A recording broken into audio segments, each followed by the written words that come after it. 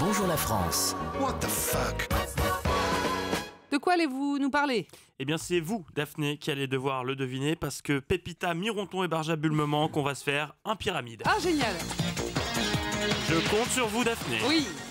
Alors, en 3, pastis, Matou? Oh non! vieux port. Harvey Weinstein, actualité? Non, vieux port port. avec un T. Bon, Ah. Daphné, Canebière. Marseille. Bravo! Ah.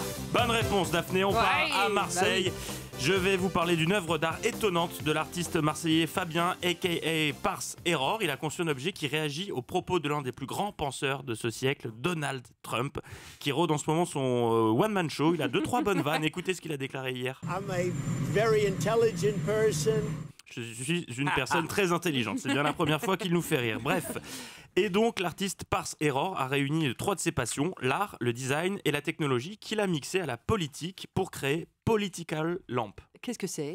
Alors, c'est une œuvre d'art, c'est une lampe sous une espèce de cloche de verre remplie de watts pour représenter des nuages. Elle est connectée en Wi-Fi à un serveur qui surveille en temps réel les tweets de Donald Trump. Et à chaque tweet du président des États-Unis, des LED s'allument de façon aléatoire pour créer un orage très réaliste. Alors, comment est né le projet et pourquoi l'artiste a-t-il choisi Donald Trump?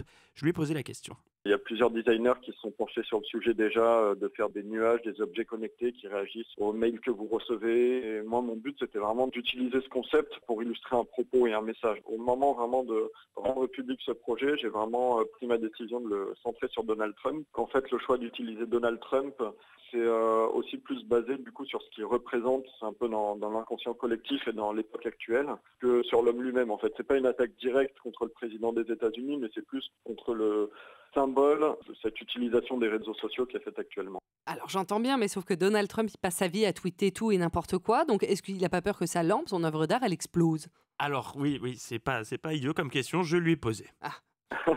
En fait, c'était ça un peu le but, c'était qu'elle réagisse vraiment, il fallait trouver quelque chose d'un peu percutant.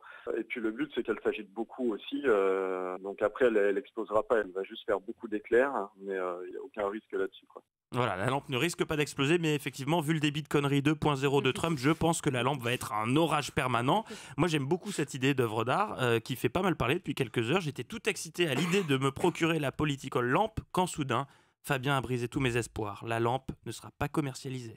Alors pour l'instant, c'est pas du tout commercialisé, c'est-à-dire c'est vraiment une pièce unique, c'est une œuvre. Je réfléchis peut-être à en faire une édition limitée d'une dizaine d'exemplaires, on va dire, mais c'est pas du tout voué à être un objet grand public.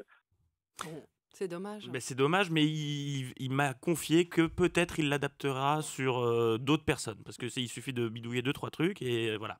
Pourquoi pas le Twitter de Bonjour la France. Ah oui, pourquoi pas. Et pour le cas de Trump, la boucle sera... Il n'y aura que des arcs-en-ciel. Que des arcs-en-ciel et des cœurs. Oui. Et des petits chiens. Oui. Je vous invite en tout cas à aller sur le compte Bonjour la France. On vous met toutes les infos. Et la vidéo de présentation, vous allez voir, c'est vraiment un très bel objet signé Pars Error. Merci beaucoup Bertrand Chameroy. Europe